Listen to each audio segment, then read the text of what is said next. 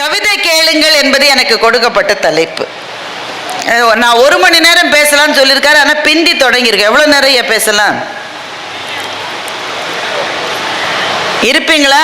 இல்லை, எனக்கும் தான் பசிக்குது, இருந்தாலும் சீக்கிரம் முடிச்சிடலாம். நம்ம எனக்கு முன்னாலே பேசிய அன்பு தம்பி இளையராஜான்னு பேர் இருந்தாலே இப்படி நல்ல கற்பனை வளம் வரும்னு நினைக்கிறேன். ரொம்ப சுருக்கமாக பேசினார், ஒரு 3 நிமிடம் தான் பேசியிருப்பார். ஆனால் எவ்வளவு செம்மாந்த சிந்தனைகளை அந்த 3 நிமிட பேச்சுக்குள் தம்பி அமைத்தார் என்பது எனக்கு பிரமிப்பை ஏற்படுத்தியது. அவருக்கு என்னுடைய மனப்பூர்வமான வாழ்த்துக்கள். சார்ந்திருக்கிற துறைக்காக பேசித்தான் ஆக வேண்டும்.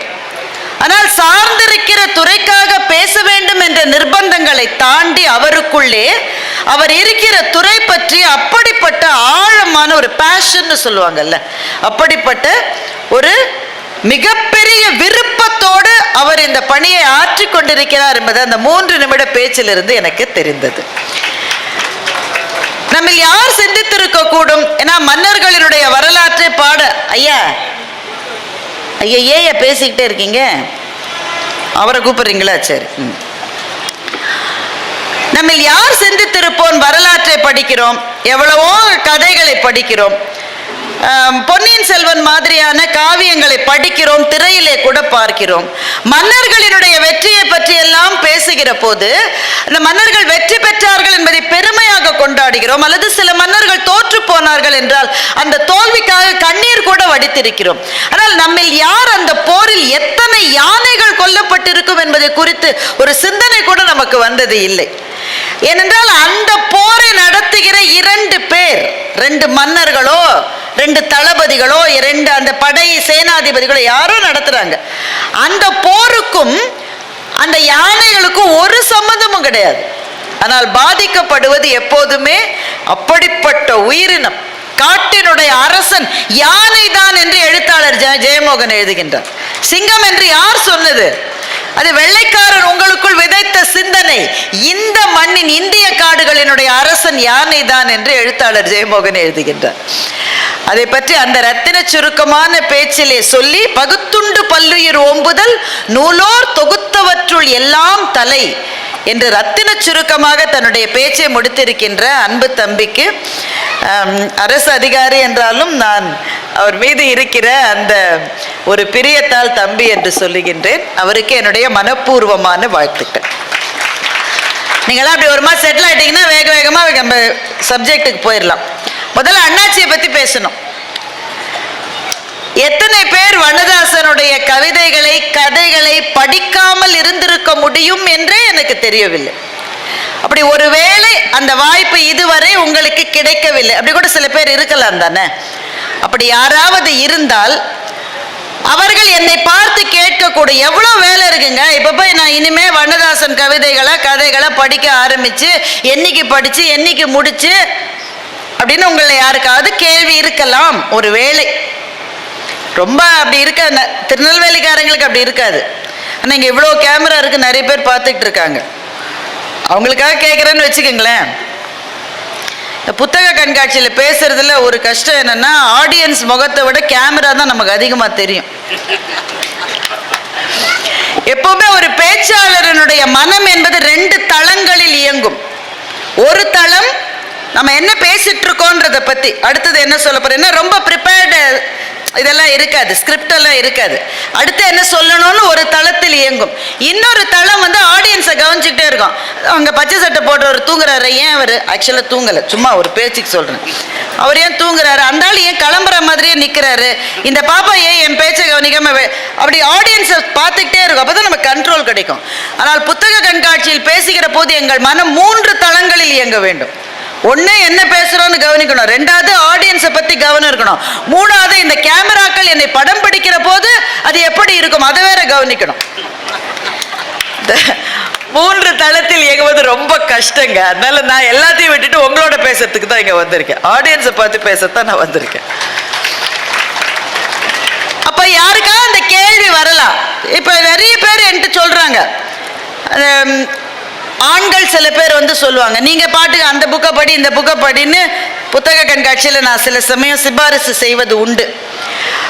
அப்படி செய்யணும்னு அவசியம் இல்லை. அவரவர்கள் மனம் எதை நாடுகிறதோ அதைத்தான் தேடி போக வேண்டும். எந்த சப்ஜெக்ட் உங்களுக்கு பிடிச்சிருக்கோ, இப்போ தம்பி இளையராஜா போய் நீங்க ஏதாவது ஒரு புக்கு வாங்கினா தியோடர் பாஸ்கரன் புக்கு தான் முதல்ல வாங்குவார். மனம் அங்கே செல்லுகிறது, அதுதான் வாங்குவார். அப்போ மற்ற புத்தகங்களை படிக்க கூடாதுன்னா இதுதான் படி.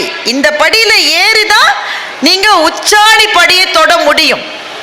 அப்ப அவரவர்களின் மனம் எதை நாடுகிறதோ அதுதான் முதல் படி.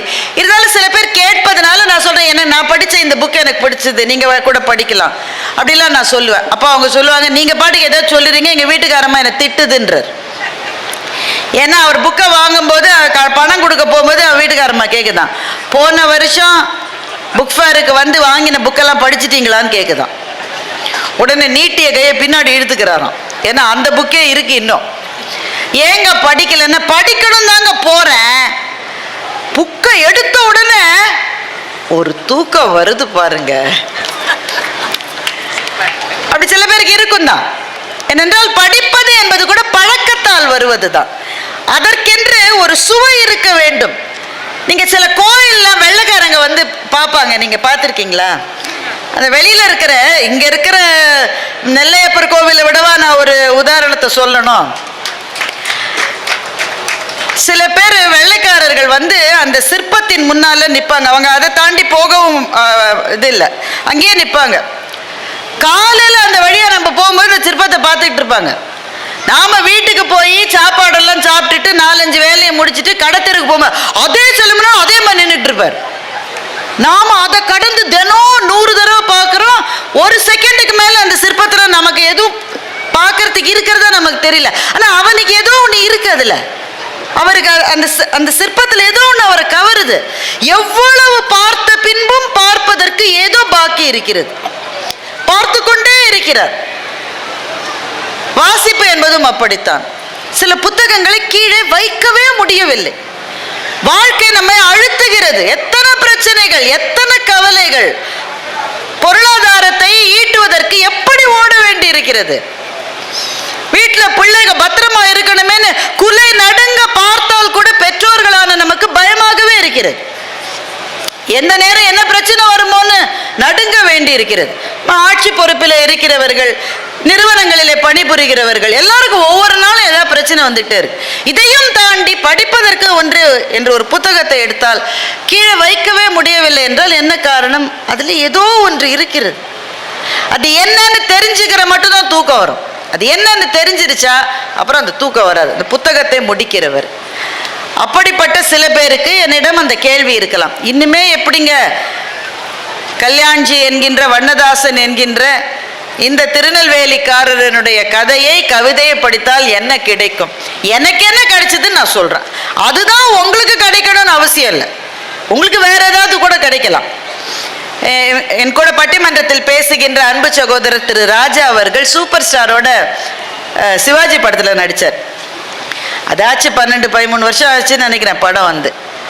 அப்போ ஒரு முறை ராஜா அவர்கள் சூப்பர் ஸ்டார்ட்ட கேட்டாரா, சார் படம் ஷூட்டிங் முடிஞ்ச உடனே இமயமலைக்கு போயிடுறீங்களே சார், அங்க உங்களுக்கு என்ன கிடைக்குதுன்னு கேட்டாராம்.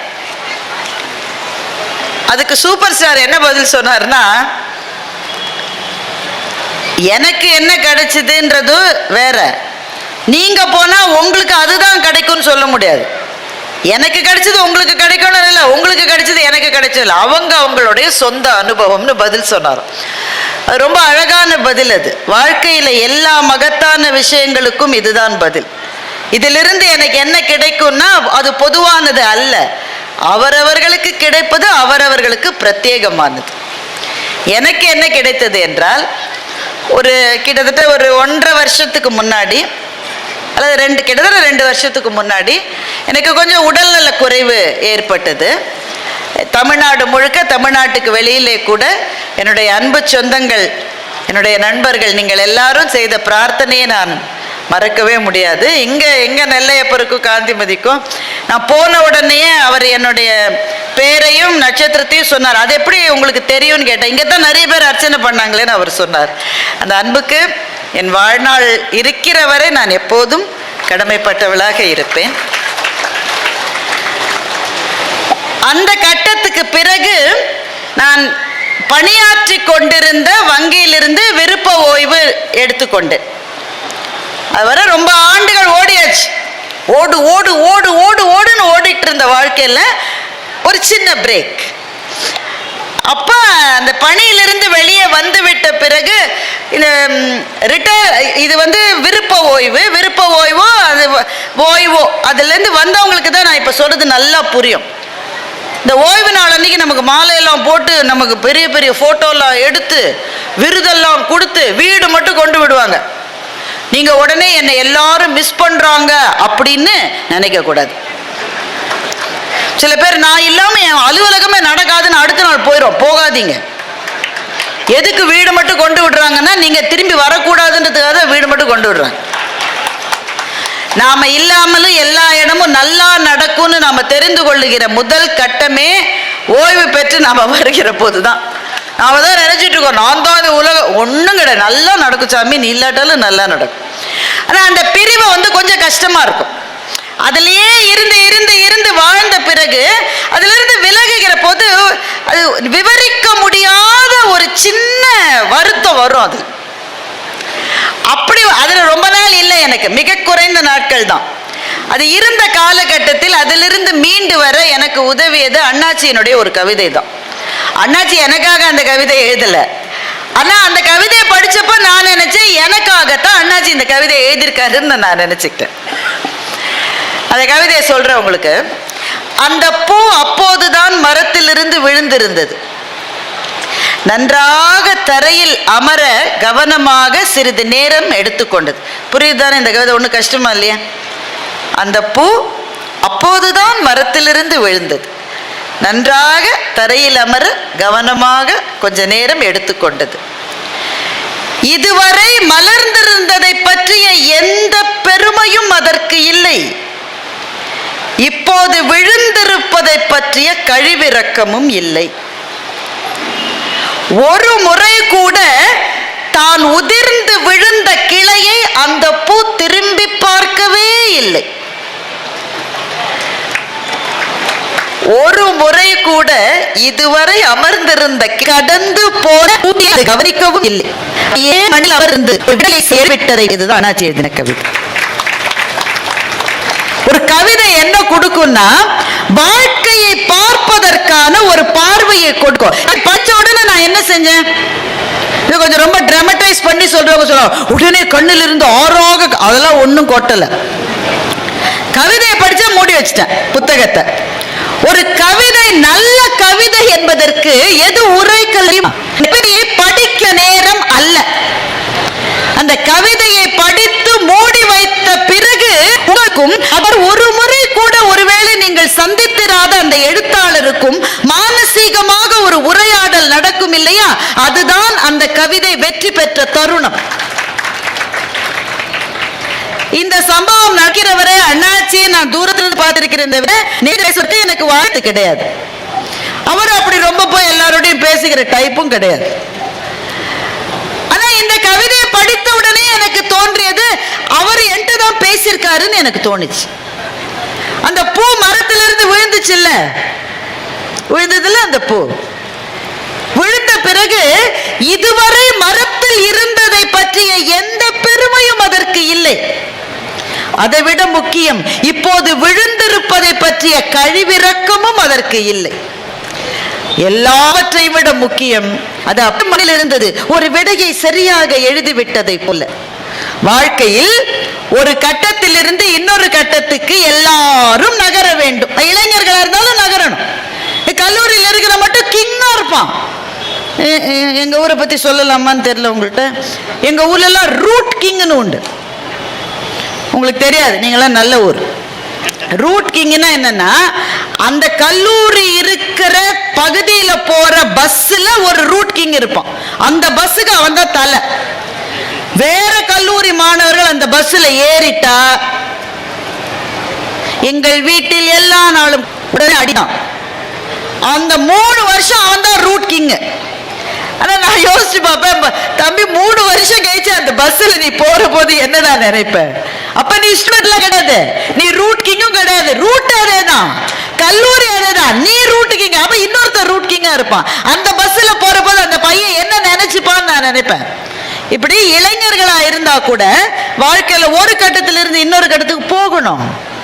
பெண்களுக்கு இது இன்னும் மிக அதிகமாக நடக்கும். ஒரு கட்டத்திலிருந்து இன்னொரு கட்டத்துக்கு போவது அது ரொம்ப வலியா இருக்கும், சில சமயம் வேதனையா இருக்கும், பயமா இருக்கும். இங்க இருந்த கெத்து அங்க இல்லையான்னு தோணும். புது இடத்துக்கு நான் பழகுவேனான்னு கொஞ்சம் டென்ஷனா இருக்கும். அவங்க எல்லாருக்கும் நான் ஒரே ஒரு மெடிசன் தான் சொல்வேன், அண்ணாச்சியோட இந்த பூவை பற்றிய கவிதையை படியுங்கள், அப்புறம் வாழ்க்கையை பற்றி எந்த பயமும் வரவே வராது. ஒரு கவிதை நமக்கு எதை கொடுக்கும் என்றால் அதைத்தான் கொடுக்கும். தம்பி பேசின போது, இளையராஜா அவர்கள் பேசின போது இன்னொரு கவிதை ஞாபகம் வந்தது. கவிஞரனுடைய பெயர் உடனடியாக எனக்கு ஞாபகத்துக்கு வரல, ஆனால் ரொம்ப அது மனதிலே நின்று விட்ட ஒரு கவிதை. அப்பாவும் பாப்பாவும் மருந்து கடைக்கு போறாங்க. அப்பாவும் பாப்பாவும் மருந்து கடைக்கு போறாங்க. வழக்கமா அப்பா எப்ப போறாலும் பாப்பாவை கூட்டிட்டு தான் மருந்து கடைக்கு போவார். அதனால பாப்பாக்கு தெரியும் அப்பா என்னென்ன மருந்தெல்லாம் வாங்குவாருன்னு பாப்பாக்கு தெரியும். அதனால கடைக்காரர்கிட்ட அப்பா கேட்கறதுக்கு முன்னாடியே பாப்பா சொல்லி, அந்த தாத்தாவுக்கு பிபி மாத்திரை,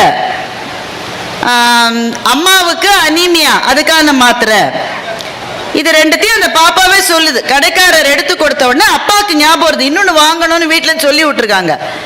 எறும்பு மருந்து கொடுங்கன்னு அப்பா கடைக்காரரை கேட்கிறார். உடனே பாப்பா கேட்டால், நம்ம வீட்டில் இருக்கிற எறும்புக்கு உடம்பு சரியில்லையாப்பா என்று பாப்பா கேட்டாள். எறும்பு மருந்து எதுக்கு வாங்குவீங்க? எதுக்கு? எறும்ப கொல்றதுக்கு. ஆனா பாப்பாவினுடைய உலகம் எவ்வளவு அழகான உலகம் பாருங்க.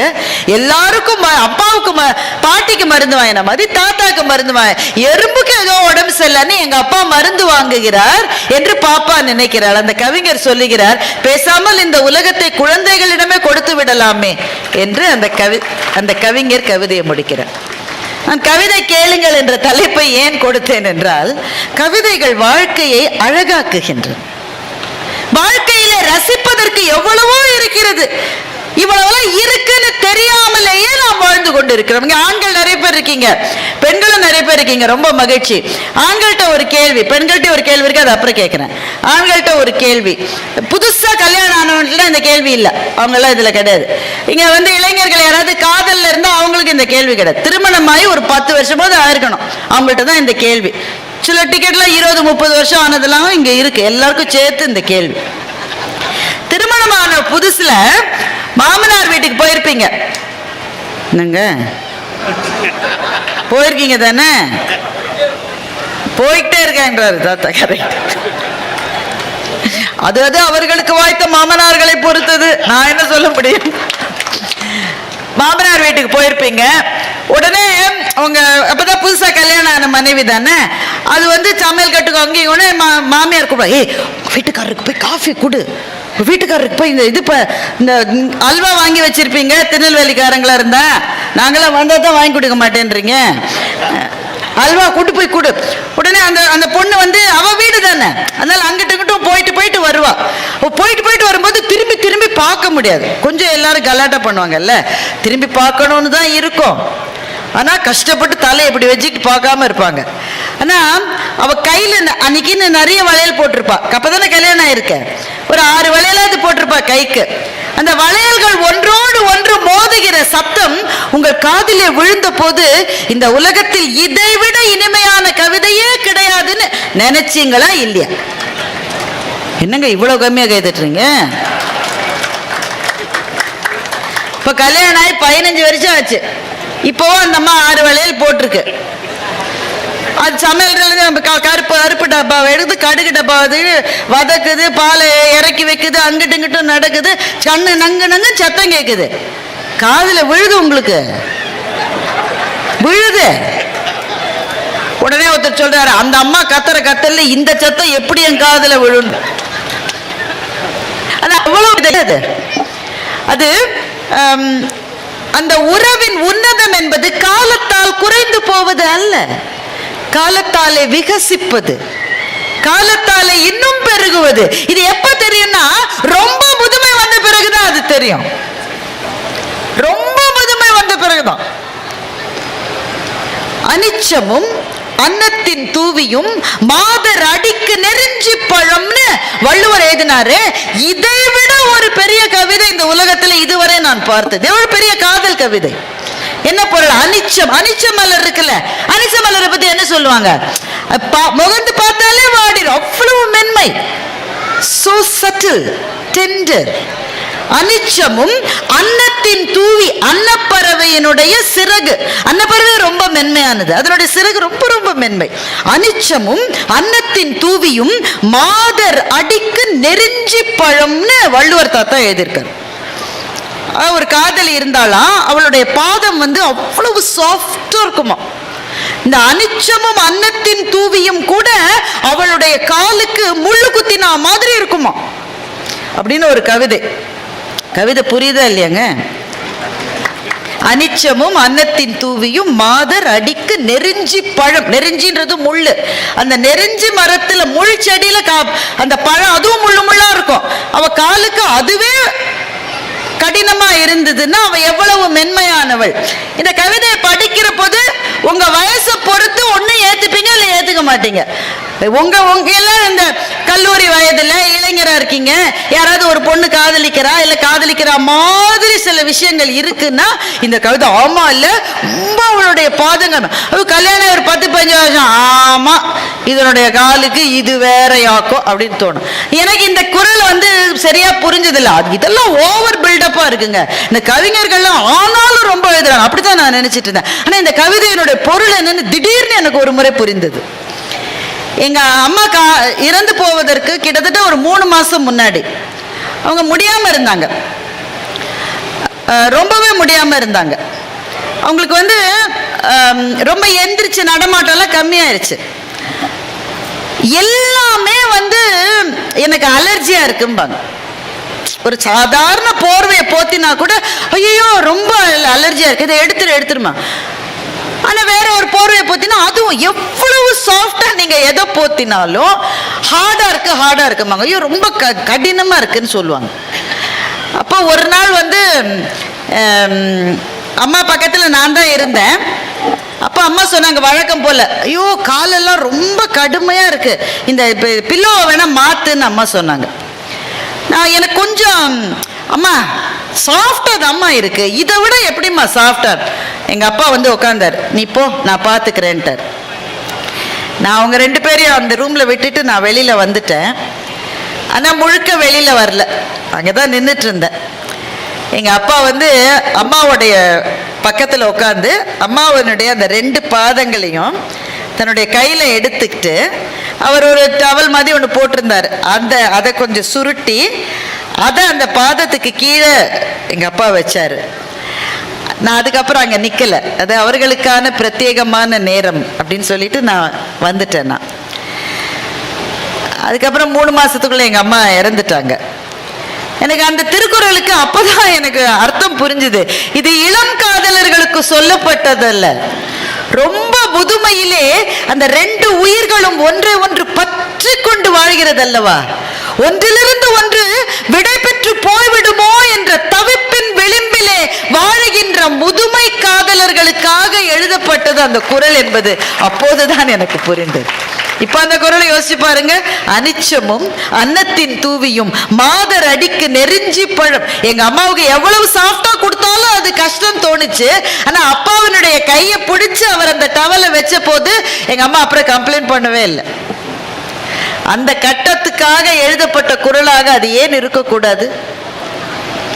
அப்படிதான் இருக்கலாம். ஒருவேளை வள்ளுவர் நம்ம நினைச்சதை விட வயசான தம்பதிகளை பார்த்து கூட அந்த கவிதையை எழுதியிருக்கலாம் தானே அப்படின்னு நான் நினைச்சுக்கிட்டேன். அப்போ 2000 வருஷத்துக்கு முன்னாடி எங்க அப்பா அம்மாவுடைய வீட்டுல நடந்தது வள்ளுவருக்கு எப்படி தெரியும் என்றால், கவிதைக்கு இறந்த காலம் என்பதே கிடையாது. அது நித்தியமான நிரந்தரத்துவமான நிகழ்காலத்தில் மாத்திரமே ஜீவித்திருப்பதுதான் கவிதை.